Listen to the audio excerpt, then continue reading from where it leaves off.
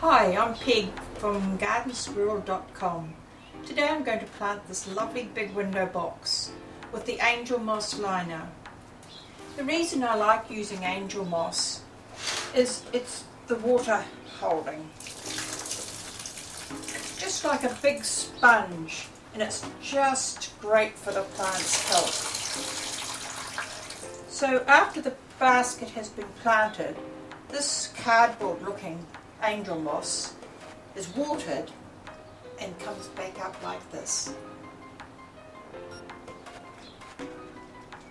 Now that I've got my basket in position, I'm going to put my potting mix in.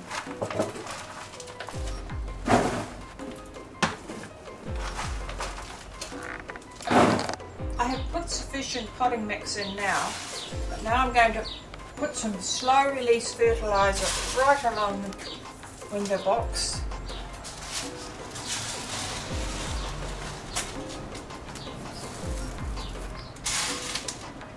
I'm now going to go around the sides just like this and pop in some little white violas and some white alyssum.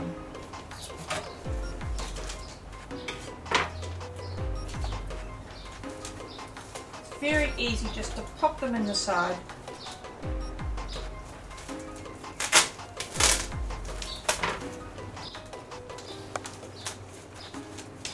By holding your hand at the back of the angel moss and holding it firm, poke a hole through, just like that.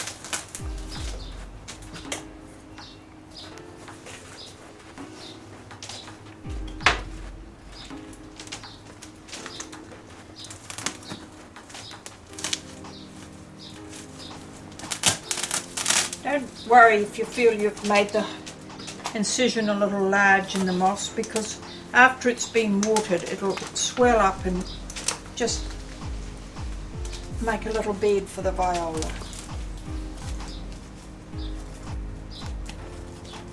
Don't forget to go around the corners. You want it pleasing to look at from all angles.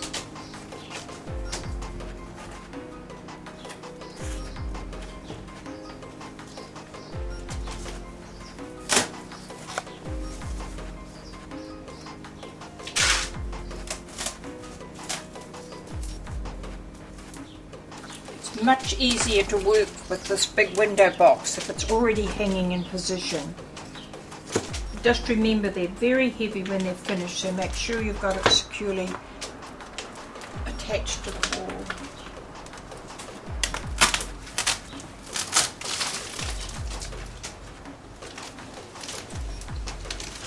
I'm just going to put in some white alyssum in here as well along the front.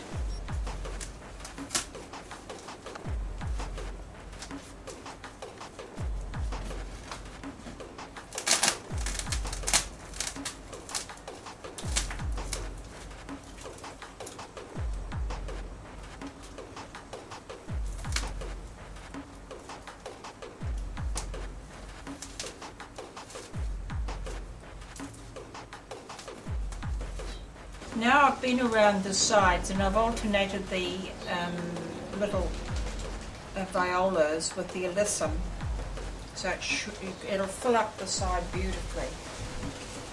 On the top of the window box I'm going to make it very classic looking, and I'm going to put 3 buxus on the top mixed in with some ivy and some cascading white lobelia and some white petunias.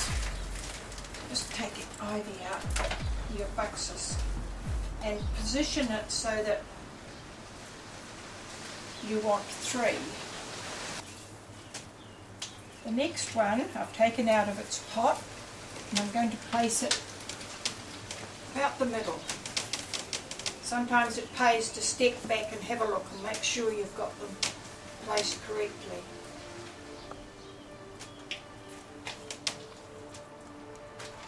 Then the third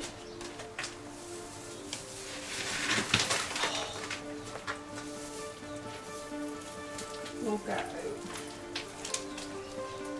This one's too small for the centre.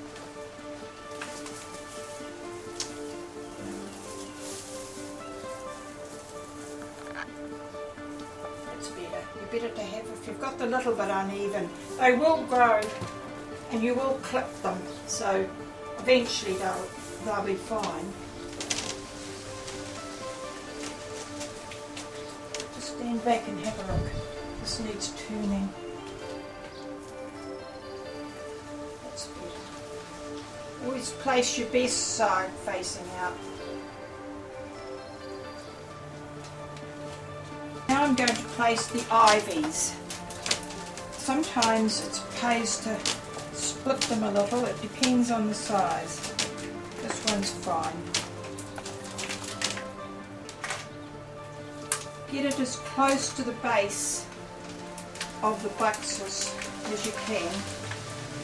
It just gives a nice look.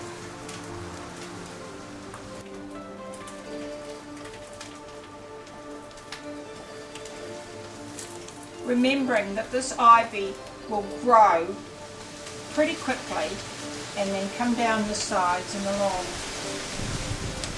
Just move that a little.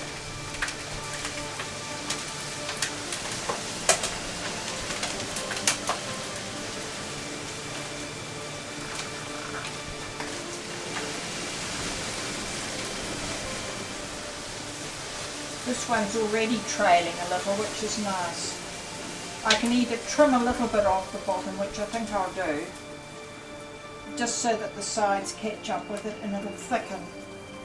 The reason I'm adding more slow release fertiliser is because we're going to keep this as our skeleton and just change the pieces in between seasonally, so I'm giving it a good feed. Now I'm just going to add these potted colour petunias in all the gaps to make it nice and full looking.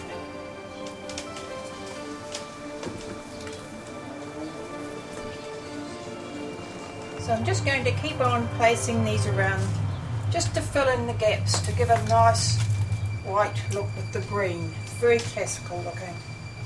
I'm just going to put some little white cascading lobelias along the front, just to soften over the rim of the basket.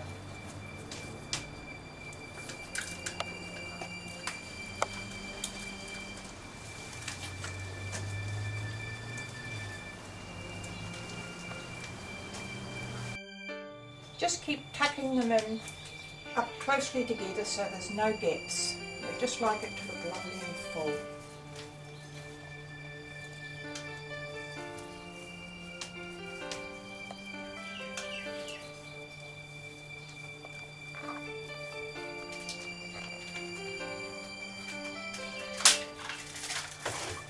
And this little white alyssum just going around the edge will just hang over the rim.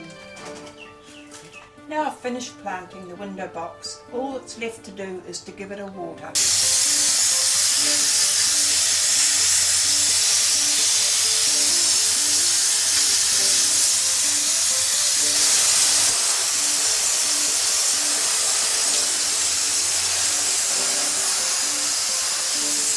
When your basket's finished, just stand back a little and have a look at it, and you can just see little alterations you can do. In this case, I'm just going to trim this ivy in the front. It's just a little longer than the others.